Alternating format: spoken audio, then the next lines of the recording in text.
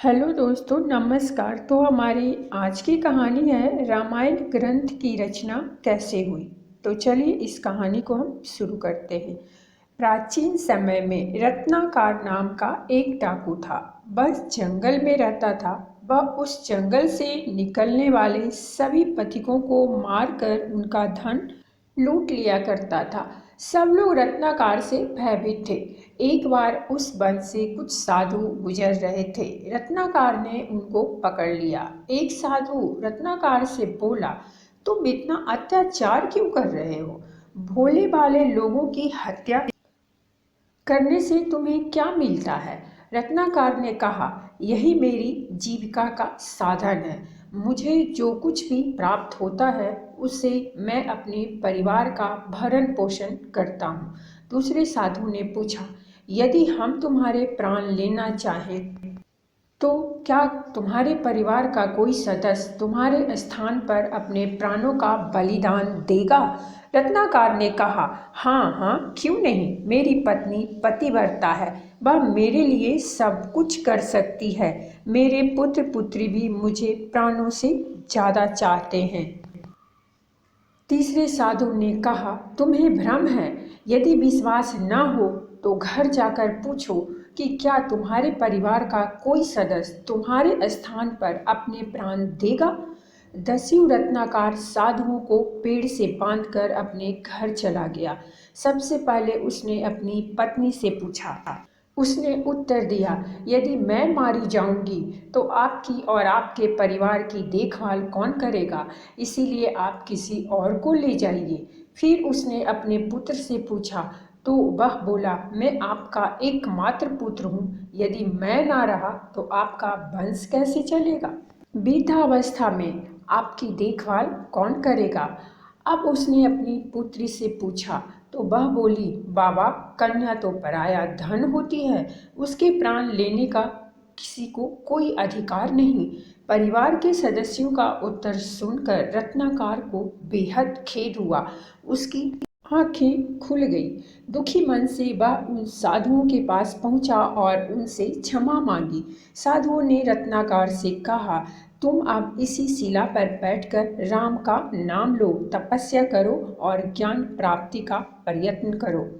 रत्नाकर ने सब कुछ त्याग दिया। कुछ ज्ञान न होने के कारण वह तपस्या में बैठकर मरा मरा का जाप करने लगा। समाधि लगाए अनेक वर्ष बीत गए। यहाँ तक कि चींटियों ने उसके चारों ओर बोबी बना ली। उसकी कठोर तपस्या को देखकर देव ऋषि नारद वहां आए। उन्होंने रत्नाकर को महाज्ञान प्रदान किया। देव ऋषि नारद ने उनको इक्ष्वाकु वंश में जन्म लेने वाले पुरुषोत्तम राम के विषय में विस्तार से बताया। उनसे ज्ञान प्राप्त कर रत्नाकर वाल्मीकि कहलाए। इस प्रकार उल्टा नाम जप कर उन्होंने ब्रह्म ज्ञान प्राप्त किया। एक दिन दोपहर के समय महर्षि वाल्मीकि तमसा नदी के किनारे प्रकृति की सुंदरता का आनंद ले रहे थे। सहसा उनके कानों में क्रौंच पक्षी की सुरीली आवाज आई। वाल्मीकि की दृष्टि उधर पड़ी। उनको एक क्रौंच पक्षी बड़े भले लग रहे थे, पर यह क्या? कहीं से सरसराता हुआ एक तीर नर क्रौंच को आ लगा। वह वहीं गिरकर ढेर हो गया। पति की यह दशा देखकर क्रौंची करुण विलाप करने लगी। यह देखकर ऋषि का हृदय करुणा से भर उठा और निषाद को देखते ही यह करुणा श्लोक के रूप में फूट पड़ी। मां निषाद प्रतिष्ठाम त्वबगम स्वस्वातिस्मा यत् क्रौंची में मिथु नाते कम वाधि काम मोहितम। अर्थात, हे निषाद, तू सैकड़ों वर्ष प्रतिष्ठा को प्राप्त नहीं कर सकेगा, क्योंकि तूने काम से मोहित हुए क्रौंच पक्षी के जोड़े में से एक को मार दिया है। वाल्मीकि का ध्यान अपने ही द्वारा कही गई पंक्तियों पर गया तो वे चकित रह गए। वे प्रायः इसी श्लोक को गुनगुनाने लगे। एक दिन ब्रह्मा जी ने उन्हें दर्शन दिए और बोले, ऋषिवर, आपकी वाणी से अनायास श्लोक रूप में कविता निकली है। देव ऋषि नारद ने आपको राम कथा सुनाई थी। मेरे आशीर्वाद से लक्ष्मण, सीता आदि का संपूर्ण वृत्तांत आपकी आंखों के सामने आ जाएगा।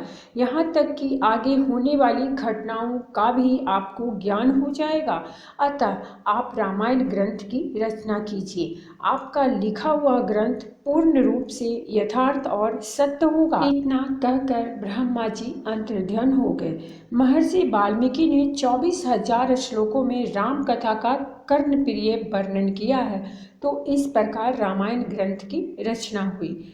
जय श्री राम। तो दोस्तों, ये थी हमारी आज की कहानी। अगर कहानी अच्छी लगी हो तो प्लीज़ हमारे चैनल को सब्सक्राइब कीजिए, वीडियो को लाइक और शेयर जरूर कीजिए। कहानी सुनने के लिए बहुत बहुत धन्यवाद। मिलते हैं हम एक नई कहानी के साथ।